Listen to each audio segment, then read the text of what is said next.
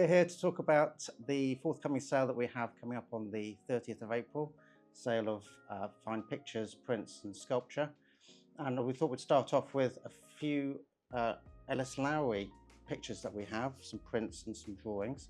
And to start off with, we have the print of the tree in the square. Yes, that's right. Which is a little bit unusual, isn't it? It is. It doesn't come up that often because it's in quite a low edition of 75. So you don't see it. It's quite a sought after. Yeah.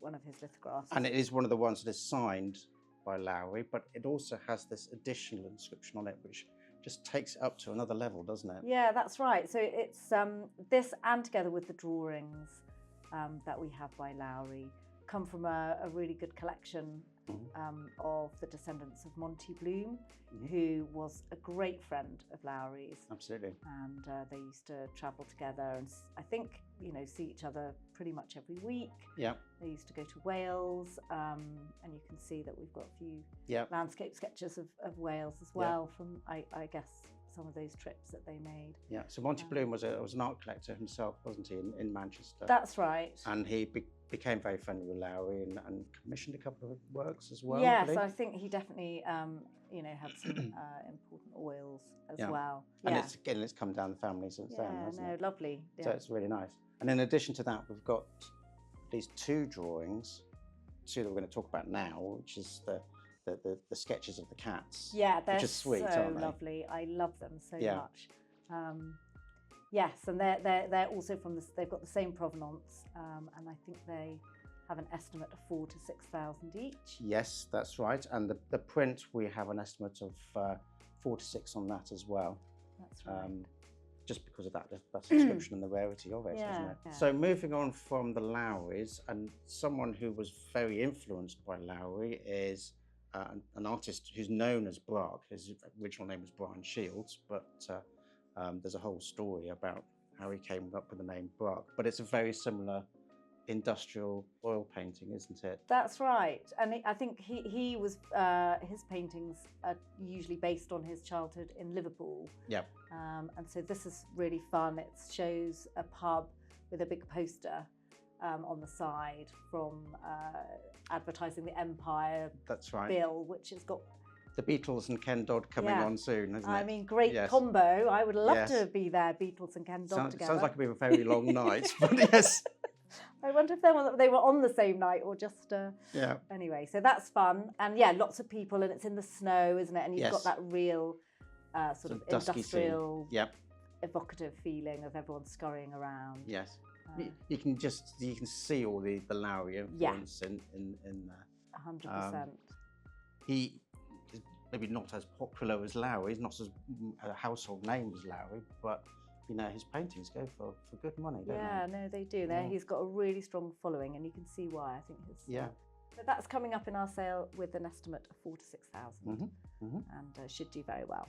So we've got a super drawing by Henry Moore called Ideas for Sculpture. So you can see he's trying out lots and lots of different little studies, aren't there? And they're very instantly recognisable, aren't they, as Henry Moore sort of sculpture ideas. Yeah, and we've got all the catalogue raisonné entry for that as well. Yes, and it's registered at the Henry Moore Foundation. So its provenance is good, isn't and it? that's it's been in private UK collection for a number of years, I would say. And it's really nice, typical of his drawings of sculpture. I mean, you can see it straight away that it can't really be anyone else. No, but more exactly. So that's in the sale at £5,000 to £7,000 for that watercolour.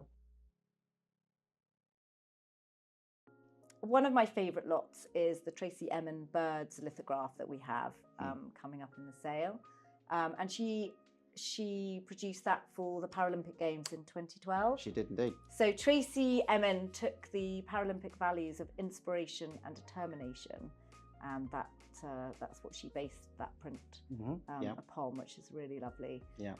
And you can just see underneath, can't you, the Paralympic logo. Yeah, that's right. A combination of logo or leaf. Yeah, leaves or feathers or something. It's just a really lovely lovely work, I think. And she's using, she uses birds a lot in her lithographs as well, so it's a nice combination. Yeah, exactly. Yeah, so that's in at £6,000 to £8,000, isn't it? That's right. So that print, and still with that London 2012 connection, we also have some prints by Sir Howard Hodgkin as well, who also produced prints not just for London but for some of the other Olympics as well.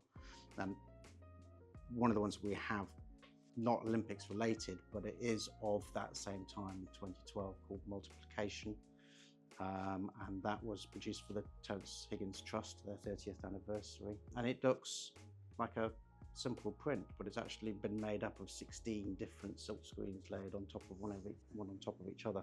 It's quite an intricate thing, actually. And although it's a lithograph, you can see how he's done because he often paints the frame as well as That's right. So you've got a kind of 3D feel about it, haven't you? Yeah. The frame is incorporated into the art, so it's really nice for that. So that's in the sale at £1,500 to £2,000. The catalogue for our sale on the 30th of April of fine pictures, prints and sculptures is now live on our website, so please do have a browse through that. If you want to come and view any of the lots in person, please do so. We're available Monday to Friday, 9 until 5, and you might want to ask for extra information or condition reports, which of course we're really very delighted to help you with.